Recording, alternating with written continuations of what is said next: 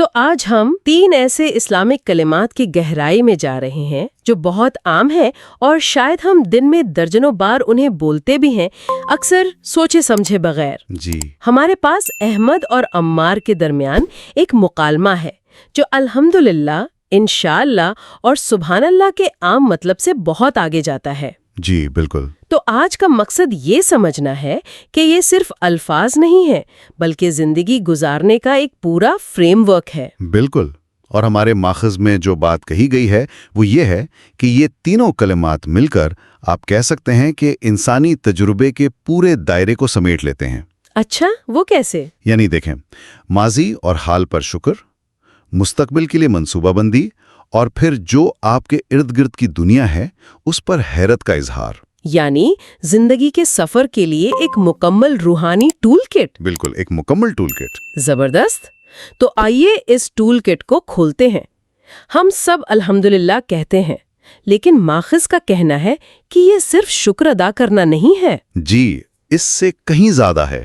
یہ ایک طرح کا ذہنی ری فریمنگ ٹول ہے، یعنی یہ چھوٹی چھوٹی نعمتوں کو شعوری طور پر تسلیم کر کے ہمارے ذہن کو مثبت سوچ کی طرف موڑتا ہے۔ صحیح۔ اور یہ روزمرہ کی پریشانیوں کے خلاف ایک ڈھال کا کام کرتا ہے۔ اور یہاں سب سے دلچسپ بات یہ ہے کہ اس کا استعمال صرف اچھی چیزوں کے لیے نہیں ہے۔ جی، یہ بہت اہم نکتہ ہے۔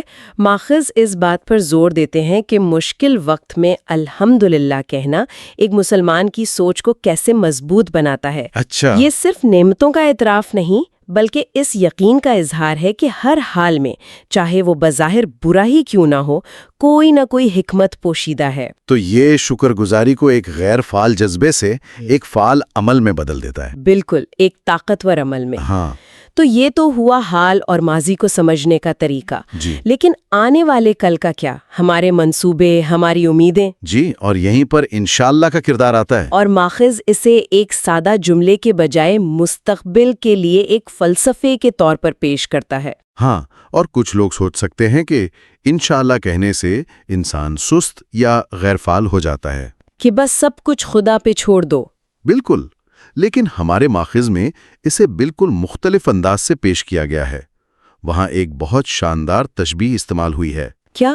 کہ انشاءاللہ کہے بغیر منصوبہ بنانا ایسا ہے جیسے سب سے اہم مہمان کو دعوت دیے بغیر کوئی تقریب منعقد کرنا۔ واہ، یہ تو پورا تصور ہی بدل دیتا ہے۔ جی یعنی یہ تقدیر پر بے بسی سے بیٹھنا نہیں ہے، نہیں، بالکل نہیں۔ بلکہ یہ تو اپنی کوششوں میں اللہ کو ایک ساتھی کے طور پہ شامل کرنے والی بات ہے۔ بالکل، یہ عاجزی اور عمل کے درمیان ایک بہت خوبصورت توازن ہے۔ آپ اپنی پوری کوشش کرتے ہیں، بہترین منصوبہ بناتے ہیں، لیکن ساتھ ہی یہ بھی تسلیم کرتے ہیں کہ حتمی نتیجہ ایک اعلیٰ طاقت کے ہاتھ میں ہے۔ جی، اور یہ بھروسہ انسان کو ناکامی کے خوف سے آزاد کرتا ہے اور کوشش جاری رکھنے کی ہمت دیتا ہے۔ صحیح۔ تو ہم نے حال کو سنبھالا، مستقبل کی منصوبہ بندی کی۔ اب آتے ہیں ان لمحوں پر جب ہم بس رک کر دنیا کو دیکھتے ہیں۔ سبحان اللہ کا دائرہ۔ ہاں، اور یہ صرف کسی خوبصورت منظر کی تعریف نہیں ہے نا؟ نہیں، یہ اس سے کہیں زیادہ گہرا ہے۔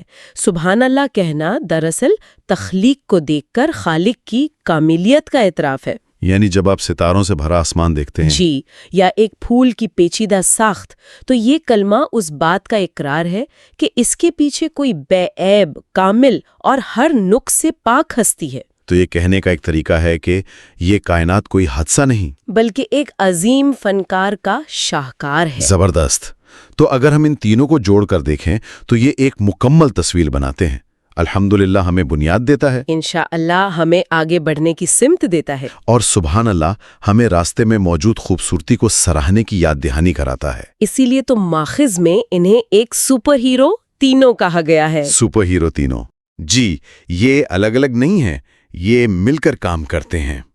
یہ صرف الفاظ نہیں جو ہماری زبان سے ادا ہوتے ہیں، بلکہ یہ وہ اینک ہیں جس سے ایک مسلمان دنیا کو دیکھتا ہے۔